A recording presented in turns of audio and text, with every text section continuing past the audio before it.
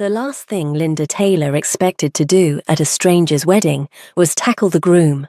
The second to last thing was stab him with a needle in front of 300 people.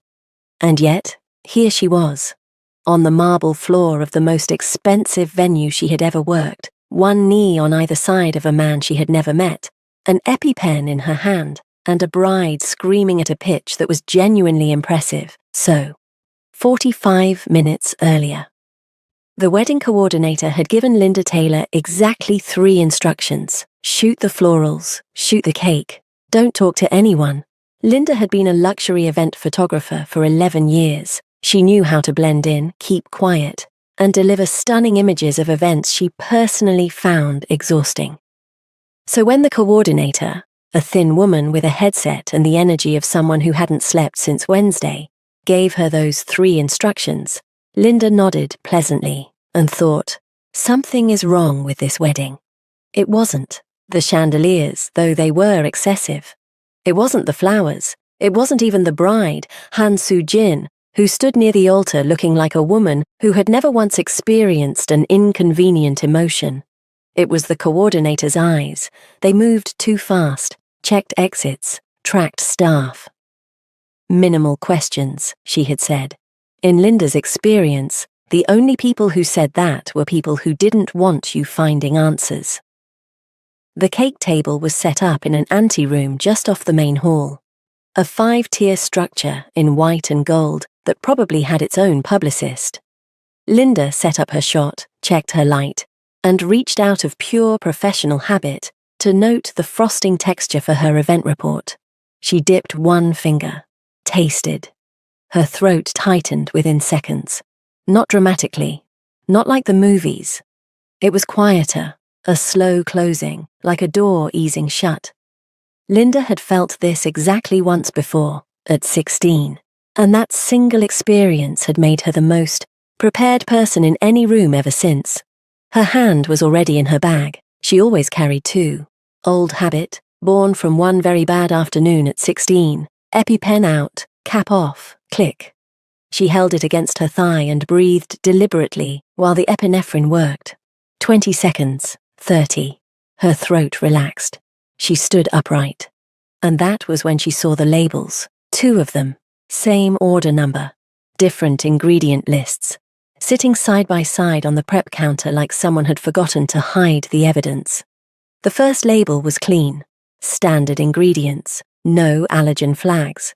The second had the same base list, and then, in small print, peanut flour substituted in base layer per executive request. Linda looked at the cake, then at the order confirmation at the top of the label. Client, Lee Sol-ki, medical note on file, severe peanut allergy.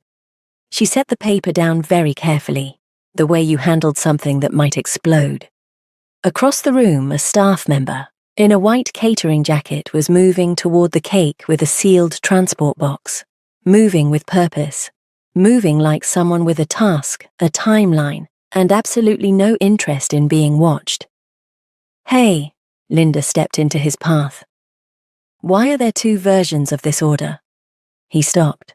The pause lasted a beat too long. Last-minute executive change. From which executive? Another pause. I'm not sure. He was sure. Linda had photographed enough people to know the difference between someone who didn't know something and someone performing not knowing. She stepped aside, watched him carry the box out through the service entrance, and then grabbed her camera bag and ran. She had not planned on attending the ceremony. She had planned on finding the coordinator, explaining what she'd found, and letting someone with actual authority handle it. But the coordinator was gone. Security had a line, and the groom, the man whose name was on that label, the man with a severe peanut allergy, was standing at an altar less than 50 meters away. She could see him from here, still composed, watching the room the way people did when they were waiting for something specific to happen. Then she heard it announced over the sound system. Ladies and gentlemen, we'll be moving the cake ceremony forward. Linda stopped calculating and started moving. She didn't have a plan. She had a camera bag, an empty EpiPen, and the particular kind of resolve that comes from knowing something terrible is about to happen to someone who doesn't deserve it. She slipped past a distracted usher, cut through the standing guests near the back, emerged into the open aisle just as the groom lifted a fork. "Stop!" Her voice came out louder than she intended. "Don't eat that!" 300 heads turned. The groom's eyes found her immediately, sharp, dark, completely focused. And she noticed in the half-second before she started running that he did not look surprised. He looked like a man confirming something he already suspected. She tackled him anyway. They went down hard. The fork clattered across the marble. The room erupted. She was already pulling the second EpiPen from her bag when she heard the bride's voice cut clean through the chaos. "Are you insane?" Linda ignored all of it. "Stay with me." She got the injection in. "Don't you dare pass out on me." The groom looked up at her from the floor. His tie was crooked. His expression was unreadable. Then, very quietly, he said, "You're late." Linda stared at him. "Hi, besties. Welcome to Afro-Korean Series channel. It's so lovely to have you here. Thanks for listening." The paramedics arrived in 4 minutes. Sul-ki was sitting upright by the time they reached him, which, based on the looks on their faces, was not what they expected to find. He had straightened his tie. He was speaking quietly into his phone. He looked less like a man who had just survived an assassination attempt and more like a man who was mildly inconvenienced by his schedule. Linda sat on the floor 3 feet away, back against the altar steps, and watched him with the particular expression she reserved for things she could not explain. "You're welcome," she said. He glanced at her briefly. "I didn't thank you." "I know. That's why I said it." Something moved in his expression. Not quite a smile. Not quite not a smile. He went back to his phone. The next 2 hours were controlled chaos. Police arrived. Statements were taken. The wedding guests, Korea's most powerful, most connected, most easily offended, were escorted out in stages, murmuring behind their hands. The cake was bagged as evidence. The catering staff were separated and questioned in different rooms. Han Soo-jin stood at the center of it all, perfectly composed, speaking to investigators, in a voice so calm it was almost offensive. She had changed the narrative within minutes. A disturbed intruder, a traumatic incident, her poor fiancé nearly injured by a reckless stranger. Linda watched her work and felt the particular chill of recognizing someone very good at something very dangerous. Then Soo-jin caught her looking, held it 1 second too long, and turned away first. A detective approached Linda for the 3rd time, young, tired, holding a notepad like it had personally wronged him. "Ms. Taylor, you're saying you discovered the labels in the prep room?" "Yes." "And you consumed some of the frosting yourself?" "Accidentally, yes." "And you carry 2 EpiPens?" "I have a severe peanut allergy. So does the groom." Coincidence of the century, lucky for him. The detective wrote something down. Linda had the distinct feeling it was not complimentary. Across the room, Sul-ki finished his call. He said something to the lead investigator, quiet, direct, and the entire energy of the room shifted slightly. The way energy shifted when someone with real authority entered a conversation. Linda filed that away. It was nearly midnight when a man she hadn't seen before appeared at her elbow. Compact, sharp-eyed, with the specific expression of someone who found the world consistently disappointing. "Ms. Taylor," he held out a card. "I'm Detective Kang Jun-ho. I work with Mr. Lee." She looked at the card, then at him. Work with him, or work for him? Jun-ho considered this. "Both. Honest. I appreciate that." She pocketed the card. "What does Mr. Lee want?" "To speak with you, privately." "It's midnight." "He's aware." Linda looked across the room to where Sul-ki stood. He wasn't looking at her. He was reviewing something on his phone. But she had the distinct impression he knew exactly where she was. "Fine," she said. The private room was small, quiet, and had definitely been swept for recording devices recently. She could tell by the way Junho checked the corners before he left them alone. Seul-ki sat across from her. No tie now, jacket off. For the first time all evening, he looked like a person instead of a performance. "You found the labels," he said. "Yes." "You understood what they meant immediately." "I have a peanut allergy. The math wasn't complicated." He studied her the way people studied documents, thoroughly, without apology. "You could have called security." Security had a line. "You could have called the police." There wasn't time. "So you tackled me." "I saved your life." "Yes." A pause. "You did." It wasn't a thank you exactly, but coming from him, Linda suspected it was the closest equivalent. She leaned forward. "Your turn. You said I was late, which means you were expecting something, which means you knew." Silence. "Mr. Lee?" "I suspected," he said finally. "I had a private medical team nearby. I did not anticipate the cake specifically. You were going to let yourself have a reaction." "A controlled one." Linda stared at him. "That is genuinely the most reckless thing I've ever heard, and I once photographed a wedding where the groom arrived by zip line." "I needed confirmation," he said, "of the method, of who gave the order." "And did you get it?" "Yes." His eyes met hers directly. So did someone else. The air in the room changed. "Meaning what?" Linda asked. "Meaning you were seen, meaning you found evidence before it could be removed." He paused. "Meaning you are no longer a bystander." Linda thought about Soo-jin's eyes finding hers across the hall. The way she had paused, just briefly, before turning away. "She knows who I am," Linda said. "Yes." "How much danger am I in?" Seul-ki looked at her steadily. "Enough that I'd like you to not be alone tonight."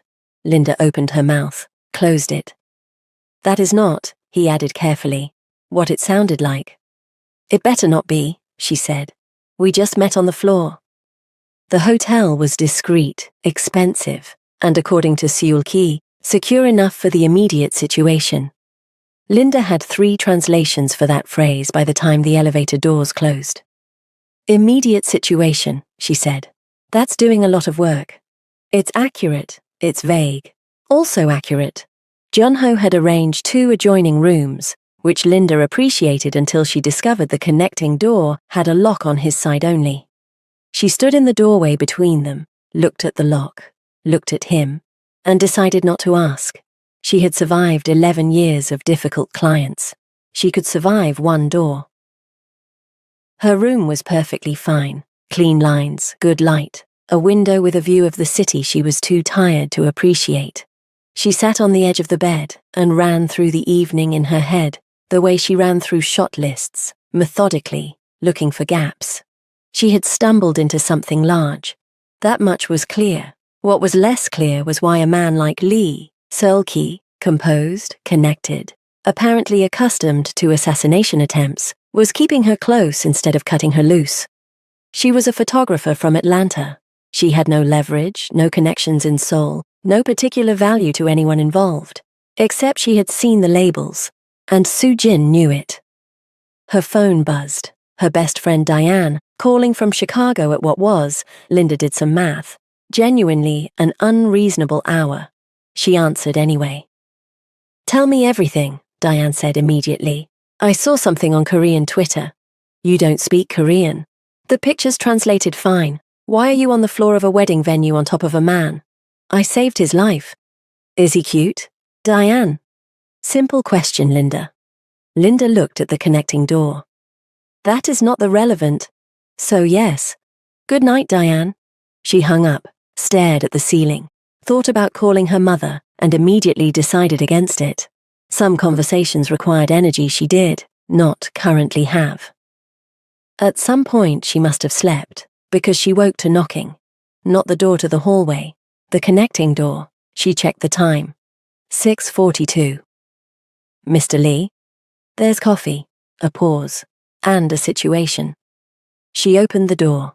He was already dressed, fully, immaculately, like a man who had either slept in his suit or didn't sleep at all. He held 2 cups of coffee and was looking at his phone with an expression she was beginning to recognize as his version of concerned. She took the coffee without comment. What situation? He turned his phone toward her. It was a video clip, shaky phone-shot footage from the wedding. Edited, she could see the cuts, to show only her running down the aisle and tackling him. The allergic reaction had been removed entirely. The EpiPen was gone. What remained was 40 seconds of a woman violently taking down a groom at his own wedding. The caption read, "Who is she? Foreign woman attacks Korean CEO at Ulta. **. It had 4 million views. Linda stared at it for a long moment. Well, she said, yes. That's a problem. Several problems. Your name is in the comments, your website, your business address in Atlanta. He took his phone back. Posted 40 minutes ago by an account created yesterday. Soo-jin. Her people. She doesn't do anything directly. Linda drank her coffee. It was good coffee. Of course it was. And she used the 30 seconds it took to finish half the cup to think rather than react. Reacting was how people made situations worse. She had learned that the hard way at 23, and the lesson had stuck. My contracts, she said. 3 cancellations already. I had Junho check. She looked at him. You had Junho check my contracts before you told me. I wanted complete information before the conversation. That is a very particular way to operate. It's efficient. It's controlling. A beat. Also efficient. Despite everything, she almost laughed. They ate breakfast at the small table by his window. Room service, quiet. The city waking up below them. It should have been awkward. Somehow it wasn't. You were an investigative journalist, she said, before the company. Yes. So this, the conspiracy, the evidence, the controlled exposure, this is how you used to work. Largely. And now someone is using it against you. He set down his cup. Soo-jin's family has been moving against my company for 8 months. The wedding was the final step. A merger that looked voluntary. He paused. It was not going to be voluntary. Linda absorbed that. So you staged the whole thing, the wedding, the reaction, to catch her. To document her, there's a difference. And I walked into the middle of it. You ran, he corrected. Into the middle of it. She pointed at him. Do not make me regret saving your life. Something settled in his expression then. Quieter than his usual composure. More genuine. You won't, he said. The problem with being in danger, Linda had discovered, was that it didn't pause for personal inconvenience. It didn't pause when she needed to reschedule 4 clients. It didn't pause when she had to explain to her landlord, via a very careful text, that she might be delayed returning to Atlanta. It didn't pause when Diane called back at 7 in the morning Chicago time, which meant she had set an alarm specifically to call, which meant the Korean Twitter situation had escalated. His name is Lee Sul-ki, Diane said. He was an investigative journalist. He dismantled 3 government corruption cases in 5 years. He's been on 2 magazine covers. A pause. Linda, 2 covers. I'm aware of who he is. Are you aware that he's Diane? I'm just saying the photos don't do him justice. I'm hanging up. Call me when you're safe, or when something happens, whichever comes first. Linda hung up and looked across the car at Sul-ki, who was driving with the focused calm of someone who had absolutely not heard any of that. He had definitely heard all of that. Not a word, she said. I wasn't going to say anything. You were thinking something. I'm always thinking something. She turned to look out the window. Outside, Seoul moved past in morning light. Dense, vivid, nothing like Atlanta. She had been here once before, years ago, for a corporate shoot. She had eaten well and seen almost nothing. She made a private note to fix that if she survived the week. Junho had identified a financial trail. Not proof, not yet, but a thread. A series of transfers between shell companies that connected Soo-jin's family holdings to the catering firm that had handled the wedding. If they could trace it one level deeper, they had documented intent, which required surveillance. Which was how Linda found herself in a parked car outside a glass office building at 10 in the morning, sharing a container of convenience store kimbap with a man she had known for less than 24 hours. "You've done this before," she said. "The waiting?" "Many times. Doesn't it drive you insane?" "No." She ate a piece of kimbap. It was better than it had any right to be, given that it came from a gas station equivalent. "What do you think about, while you wait?" He was quiet for a moment. "The gaps." "What gaps?" "In the information. What I know versus what I can prove. The distance between the two." He glanced at her briefly. "What do you think about?" "Honestly, right now I'm thinking about the fact that I'm doing surveillance in yesterday's clothes because someone tried to kill you and I didn't have time to pack a bag." A pause. "I can have clothes sent," he said. "That's not the point." "What is the point?" "The point is—" She stopped, looked at him. "Never mind. You'll write it down as a variable." "Probably," he admitted. She laughed despite herself. He watched her laugh with the careful attention of someone filing something away for later, and then looked back at the building with an expression she couldn't quite read. The target emerged at 11:15. Not Soo Jin, a financial officer, mid-level, nervous energy, the kind of man who checked his phone every 40 seconds. He met someone at a coffee cart across the street. Brief exchange. Something passed between them that was not coffee. Seol-ki had his camera up before Linda registered what was happening. She watched him work. Efficient, unhurried, completely still in the way that predators were still. Not passive, but coiled. She understood suddenly why he had been good at journalism. He didn't impose himself on a situation. He waited for the situation to reveal itself. "Got it," he said quietly. "What was that?" "A drive. Physical transfer. They know digital leaves traces." He lowered the camera. "It confirms the connection. Not enough alone, but enough to build from." "So they're careful," Linda said. "Which means they've done this before." "Yes. So what now?" "Now Junho traces the officer." He started the car. "And we don't go back to the hotel the same way we left." Linda looked at him. "Are we being followed?" "Possibly. You say that very calmly. Panic doesn't help. Neither does pretending everything is fine." "I'm not pretending." He checked the mirror. "I'm managing."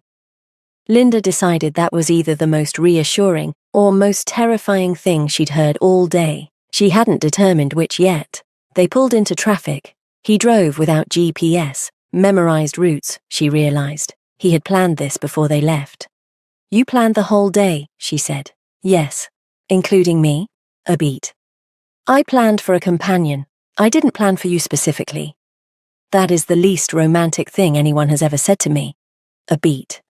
"I wasn't being romantic." "I know. That's the problem." She looked away before he could respond. Outside, Seoul kept moving. Somewhere behind them, possibly, someone was watching. And somehow, despite all of it, Linda realized she wasn't scared. She wasn't sure yet whether that was his influence or a problem. Junho found the second layer on a Tuesday. Linda was editing photos on her laptop. Old client work, the kind of task that required just enough focus to keep her hands busy, without occupying the part of her brain that kept returning to the same set of unanswered questions. When he walked into the hotel room and set a folder on the table, without preamble. Seol-ki looked up from his desk. "How deep?" he said. "Deeper than the catering firm." Junho pulled out a chair. "The shell companies trace back 18 months, before the engagement, before the merger talks." He paused. "This was never about the wedding." Linda stopped editing. "The wedding was just the method," Seol-ki said. "It wasn't a question." "The wedding was the exit," Junho said. "Clean, public, natural looking. Grieving fiancé inherits controlling interest during the mourning period. Board doesn't question it. Media covers the tragedy." He closed the folder. By the time anyone looked closely, it would already be done. The room was quiet for a moment. "That's elegant," Linda said. Both men looked at her. "I mean, horrible, obviously horrible, but clean." Junho stared at her. She's not wrong, Seulki said. The files took 3 hours to work through. Linda wasn't supposed to be involved. She understood that. She was a photographer, not an investigator. And this was not her case or her country or her problem, beyond the unfortunate fact that someone had decided she was a loose end. But she had good eyes, 11 years of noticing details other people missed. And somewhere around the second hour, while Seulki and Junho were focused on the financial thread, she found something else. This transfer, she said, this one here. Seulki leaned over her shoulder, close enough that she was briefly, inconveniently aware of how close. What about it? The timestamp. It's 3 hours after the contract was signed with the catering company. But the modification order, the one, changing the ingredients, that's dated 2 days before. She looked up at him. Someone placed the order before the contract existed. Silence. Which means, Junho said slowly, there's a second contact inside the catering firm, someone who was already in place. Someone who didn't need the contract, Seulki said, because they already had the access. He was still leaning over her shoulder. She watched his expression shift, the focused stillness of someone rearranging a mental map, and felt the particular satisfaction of having contributed something real. Good eyes, he said quietly. It was directed at the document, but he was looking at her. Junho left at 9. The room settled into the particular quiet of 2 people who had been in close quarters long enough that silence no longer required explanation. Linda made tea, chamomile, from the hotel amenity basket and sat across from Seulki while he reviewed the files one more time. Can I ask you something? She said. You'll ask regardless. True. She wrapped her hands around the cup. Why did you agree to the wedding? If you suspected her family for months, why go through with it that far? He was quiet for long enough that she thought he might not answer. Because suspicion isn't evidence, he said finally, and because I needed them to commit fully before I could move. He set down the file. Walking away earlier would have scattered them. They would have found another method, another timing. So you let it get to the altar? Yes. That required a significant amount of cold blood. It required patience. Same thing in your case. Something shifted in his expression. Not quite agreement. It cost more than I expected, he said. The performance of it. Linda looked at him. That was the most personal thing he had said since the anteroom at the wedding. She recognized it for what it was. Not a complaint, just an admission. The kind that slipped out when someone was tired enough to stop managing. For what it's worth, she said, you were convincing. That's not entirely a compliment. No, she agreed. It isn't. The silence that followed was different from the earlier ones, less comfortable, more honest. His phone buzzed. He read it, and the stillness that came over him was a different kind entirely, not composed, alert. What? Linda said. He turned the phone toward her. A text. Unknown number. 4 words. She knows where you are. Linda set down her tea very carefully. How? She said. Someone talked. His voice was even. His eyes were not. Or someone followed us better than I accounted for. So what do we do? He was already standing, already moving. We leave, he said. Now. Linda grabbed her camera bag, first instinct every time, and followed him to the door. You know, she said, pulling on her jacket, normal people take city breaks for fun. He paused at the door, checked the corridor, looked back at her. Is that what you'd prefer? At this point, she met his eyes. Ask me when we're not running. His expression did the thing again, almost a smile. Then they moved. They drove for 40 minutes before Seulki was satisfied they weren't being followed. Linda had stopped asking questions around minute 20, not because she had run out, she had approximately 40, but because he was doing the thing where he counted side streets under his breath, and interrupting that seemed inadvisable. He pulled into an underground car park beneath an unremarkable building in a part of the city that didn't appear on tourist maps. Junho's secondary location, he said. He has a secondary location. He has 4. Linda unbuckled her seatbelt. I want to meet whoever raised that man. The secondary location was a clean, sparse apartment on the 3rd floor. 2 rooms, no decoration, the kind of space that existed purely to function. Junho was already there, laptop open, looking like someone who had not experienced surprise in several years. Clean route? He asked. Clean enough, Seulki said. Junho looked at Linda, then at Seulki, then back at Linda with the particular expression of a man assembling information he had not requested but was receiving anyway. I'll take the couch, Junho said. You don't have to, Linda started. I want to, he said firmly. I very much want to. She looked at Seulki. He was already setting his jacket over a chair, expressionless. There's 1 bedroom, he said. You take it. Where will you sleep? I don't sleep much. That's not an answer. It's accurate. Linda pressed 2 fingers to her temple. You and accurate. You really have a thing. I find precision useful. I find a full night's sleep useful. Some of us are built differently. Junho made a sound that was almost a laugh. Both of them looked at him. He was suddenly very interested in his laptop screen. She called Diane at midnight, not because she had anything new to report, but because keeping Diane uninformed was its own kind of dangerous. Secondary location, Diane repeated. Like a safe house. Exactly like a safe house. Linda, I know. You are living in a K-drama. I'm aware of that, Diane. Does he do the thing, where he stands very close and says something intense with no context? Linda looked at the closed bedroom door, thought about the car, the files. Good eyes.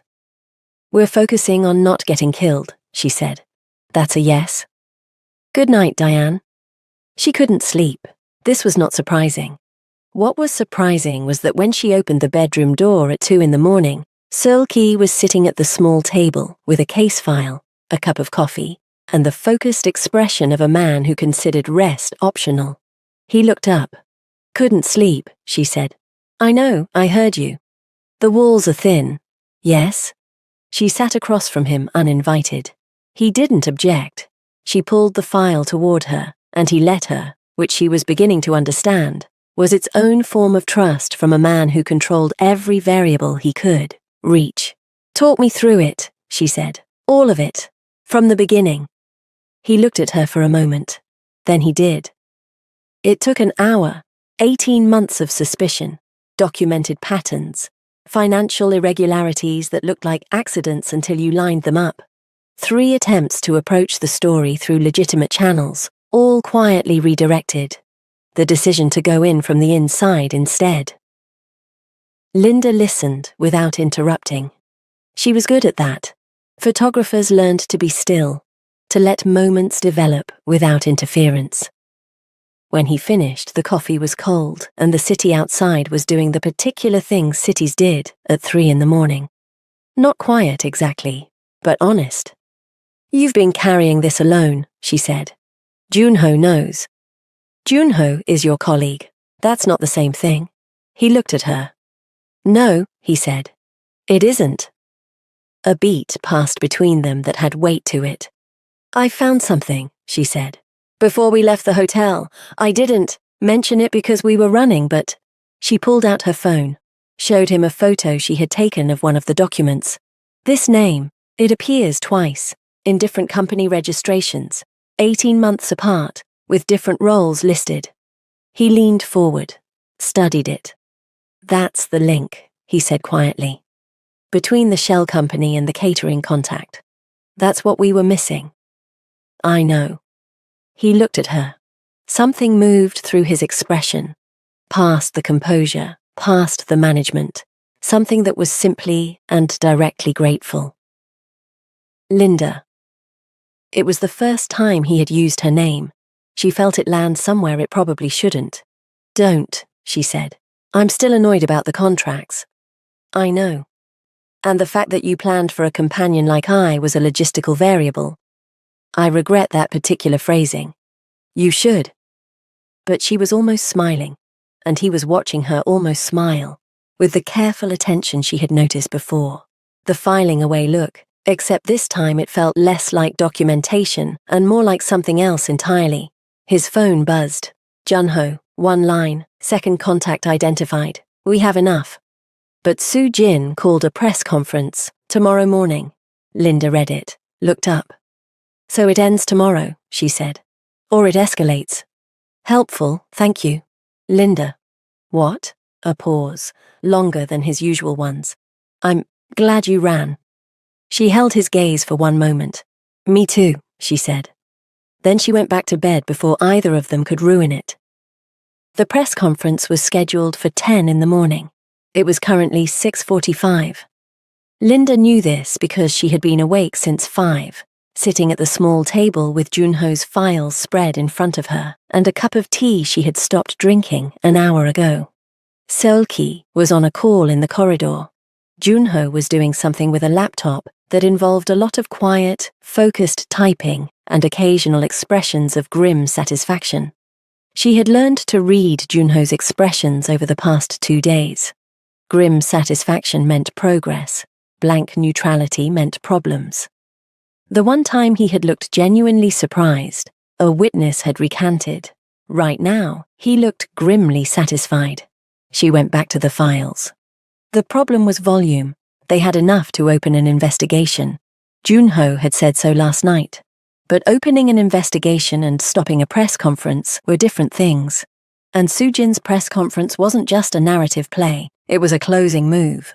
Whatever she said this morning would become the version of events that existed before the counter-evidence could surface. Grieving fiancé, traumatic incident, unstable foreign woman. Linda had seen the comment sections. She knew how that story landed. She turned another page and stopped.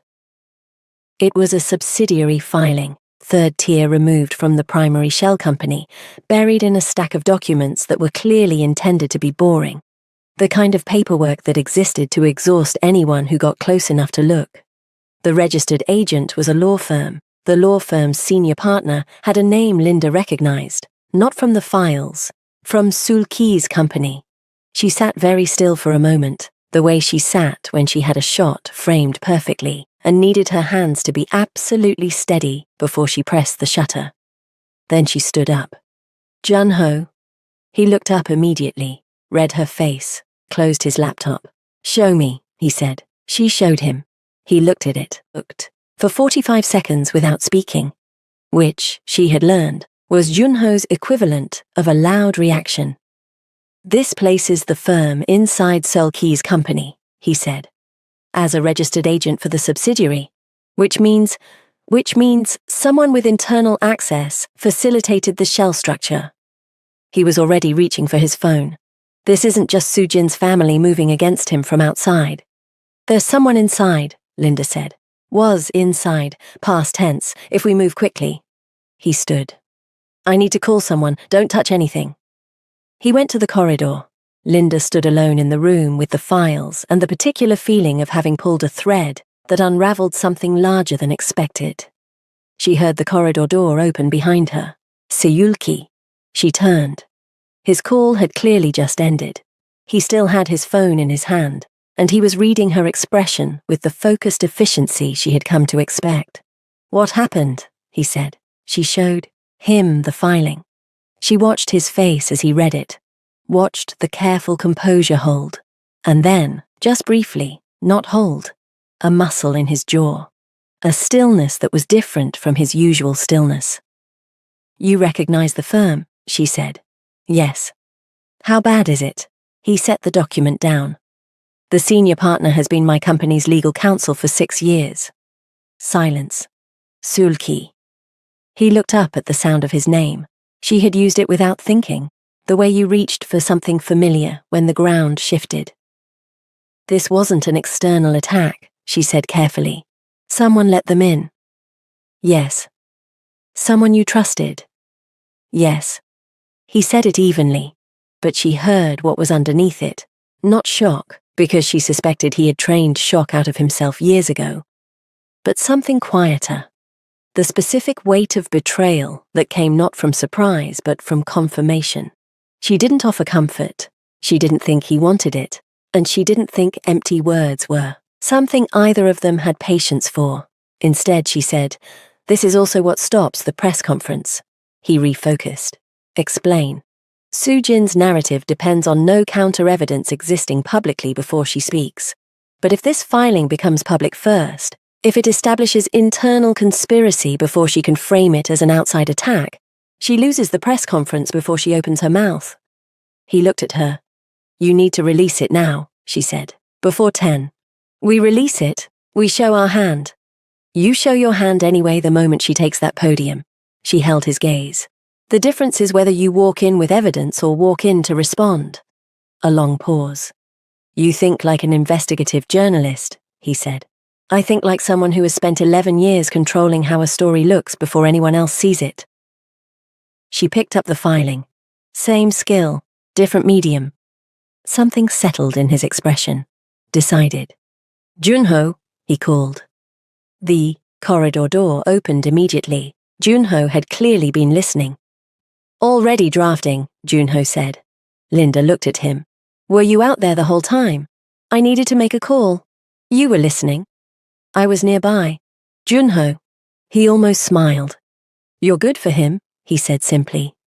Then he went back to his laptop. Linda turned back to Sulki. He was watching her with the filing away look. Except by now she knew it wasn't documentation. It was something he didn't have a word for yet. Neither did she.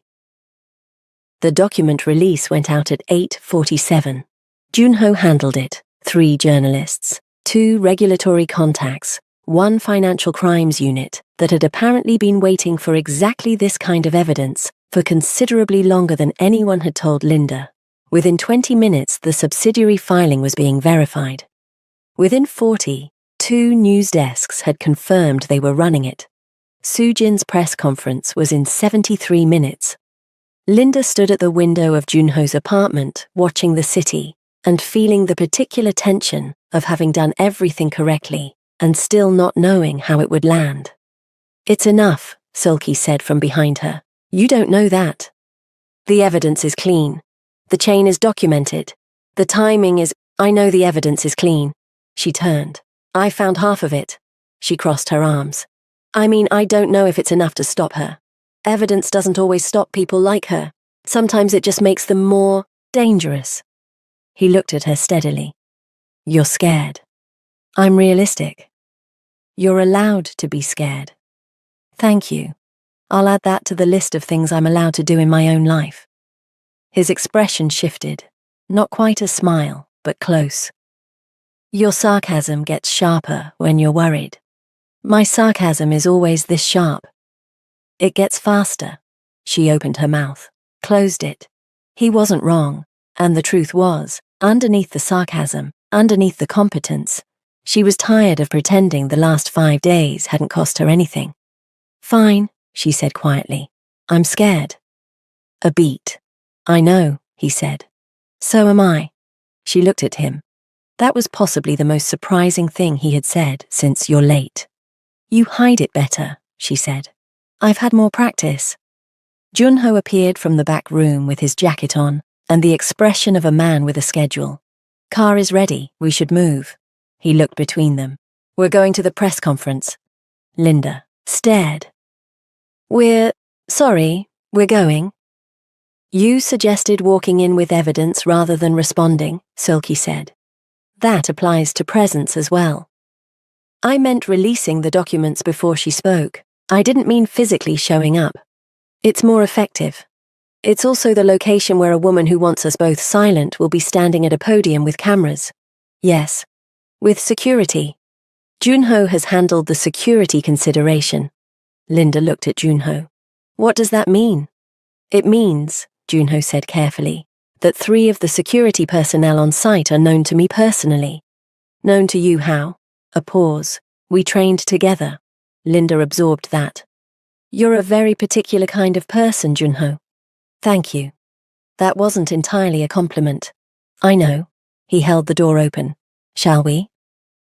The press conference was held at Han Group's headquarters, a tower of glass and deliberate authority in the center of the city. They arrived with 8 minutes to spare. which Sulki apparently considered comfortable and Linda considered deeply insufficient.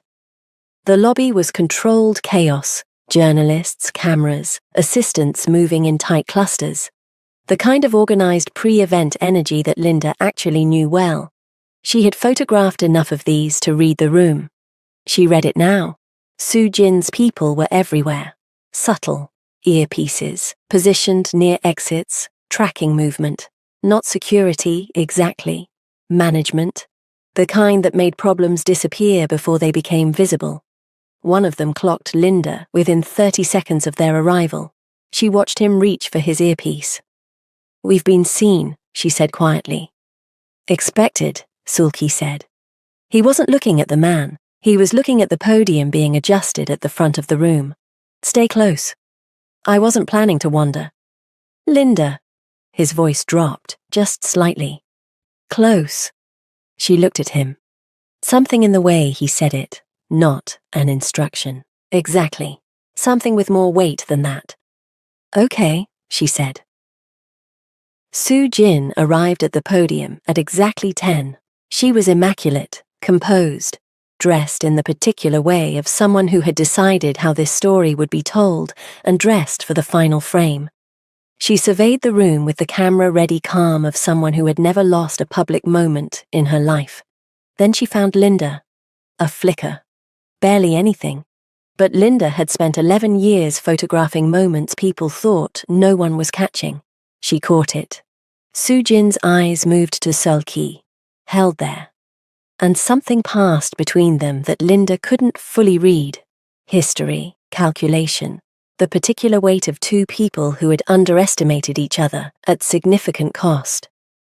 Su Jin looked back at her prepared remarks. "Ladies and gentlemen." Sulki's phone lit up. Junho, from 3 feet away, already had his out. The news desk had published. The room began to shift. Journalists checking phones, murmuring. The particular ripple of a room receiving information that changes the context of where it is standing. Su Jin felt it. Linda watched her feel it, the almost imperceptible pause, the recalibration behind the eyes. She kept speaking. Of course she did. People like Su Jin didn't stop. They pivoted. Recent malicious claims. "Ms. Han." Sulki's voice was quiet. It carried anyway. The room went still. He moved forward. Linda stayed with him, close, as instructed, as chosen, and felt the shift in energy as 300 people recalculated who was in control of this moment. "You should have checked the timestamps," he said. Su Jin's composure held. Just.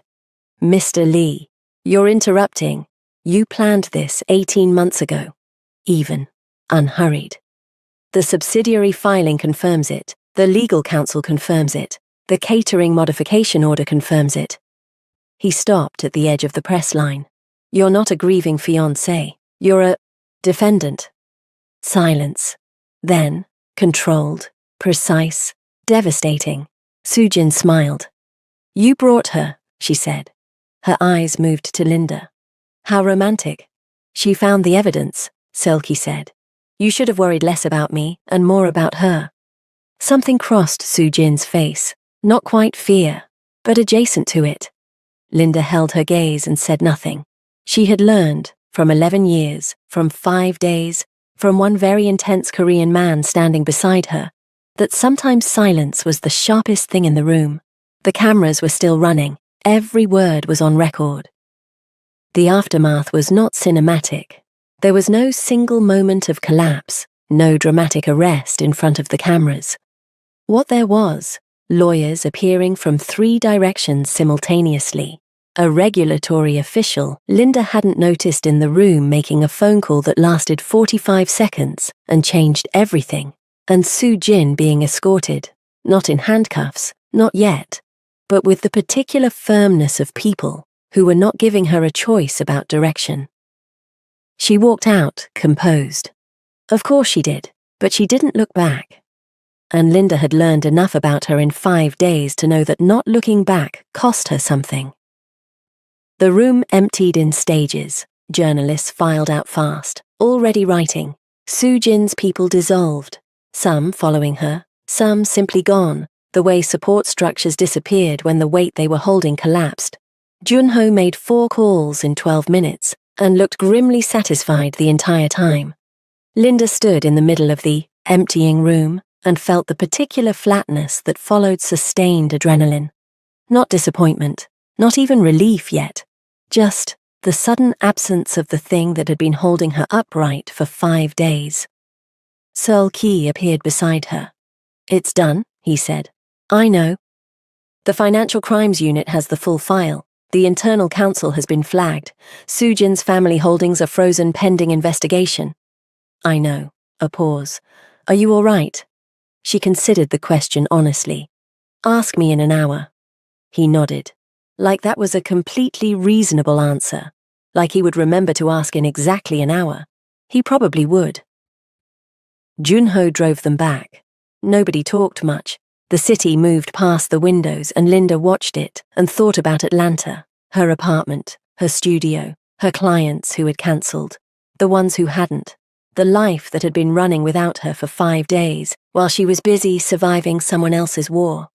"I need to go home," she said. Neither man responded immediately. "My clients, my contracts, my life." She looked at her hands. "I came here for a 3-day shoot. I've been here for 5 days and I own the clothes on my back and a camera bag." "Your contracts can be restored," Seul Ki said. I know you'll fix it. That's not the point." Silence. "What is the point?" he asked. And this time it wasn't the efficient question it had been in the surveillance car. This time it was careful, like he was asking something larger and using small words. She looked at him. "The point is, I don't know what this was," she said. "Any of it. And I need to think somewhere that isn't a safe house." He held her gaze. "All right." Just that. No argument. No variable management. It landed harder than an argument would have. Junho found reasons to be elsewhere for the next hour, which Linda appreciated more than she would ever tell him. She packed what little she had, which took approximately 4 minutes, and sat on the edge of the bed in Junho's spare room, and thought about the past 5 days with the methodical honesty she usually reserved for editing her own work. What was good? What was not? What she would do differently? She wouldn't have done anything differently. That was the problem. A knock at the door. "Come in." Seul Ki stood in the doorway, jacket off, the version of him she had come to know better than the alter version, less performance, more person. "I owe you an apology," he said. "You owe me several." "Yes." He came in, sat in the chair across from her, the same configuration as every conversation they'd had in small rooms over 5 days, and somehow entirely different. "I involved you without your consent. I kept information from you. I managed you like a variable when you were—" He stopped, started again. "You were never a variable." She looked at him. "I know that, now. I should have—" "Seul Ki." She said his name the way she had learned to say it, without thinking, without ceremony. "I know." He was quiet for a moment. "I fell for you," he said. "Somewhere between the altar floor and the timestamps. I'm not certain of the exact point." Linda stared at him. "That," she said, "is the most you thing you have ever said to me." "I'm aware it lacks." "No." She shook her head. "No, it's—" She almost laughed. "You investigated the timeline of your own feelings. I wanted to be accurate." "Of course you did." "Linda." "I fell for you too," she said.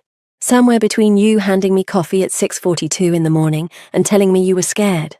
She met his eyes. "For what it's worth." "It's worth a great deal," he said quietly. The silence that followed was the most comfortable one they'd had. He reached across the space between them and took her hand, careful, deliberate, like a man who had decided something and was committing fully. No half measures, no almost. She let him. "I'd like you to stay," he said. "Not for the investigation, not for safety." A pause. "For this." "This doesn't have a name yet," she said. "No, but I'd like to find one." She looked at him for a long moment. At the man who had said "you're late" from the floor of his own ruined wedding, and meant it.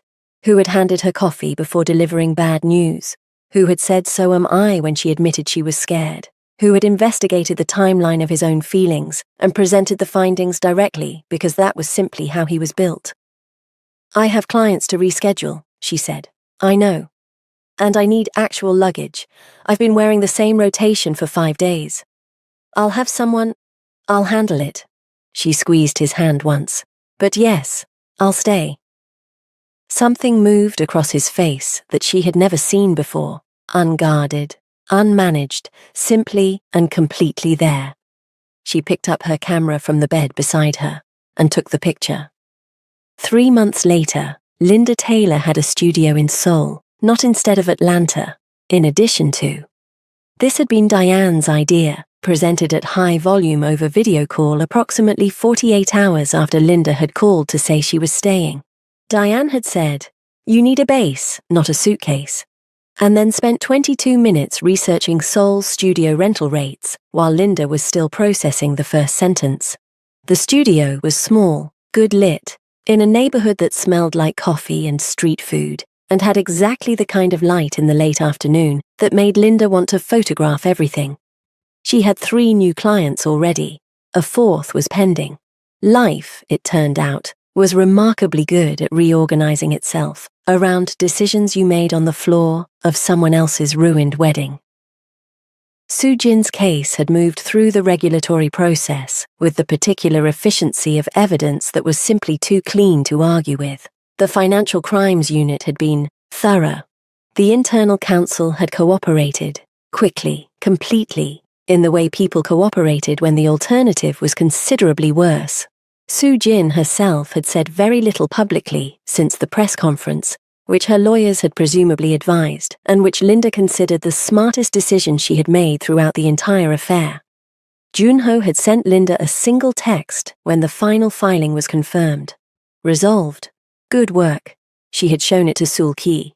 "That's the most effusive thing he's ever sent anyone," he said. "That's genuinely concerning." He included a period. He doesn't usually punctuate. Linda stared at the text. "I want to frame this." The betrayal conversation had happened 3 weeks after the press conference. Not in a safe house, not during a crisis, just an ordinary evening in Sul-ki's apartment, which Linda had decided was too sparse and had been incrementally improving without asking permission. She had been hanging a print on the wall when she said it. "You knew I'd see what others wouldn't." He had been quiet for a moment. "Yes. You didn't arrange for me to be there, but when I was there, you made a calculation." "Yes." She had kept her eyes on the print, straightening it. "That's the part I needed you to say out loud." "I know." A pause. "I'm sorry, Linda. Not for the outcome. For the part where you didn't get to choose." She had turned then, looked at him across the room. Sparse walls, careful man, someone who had spent so long managing every variable that vulnerability required a running start. "I would have chosen it anyway," she said. "That's what makes it complicated." "I know that too." "Stop knowing everything." "I can't. It's a condition." She had laughed despite herself.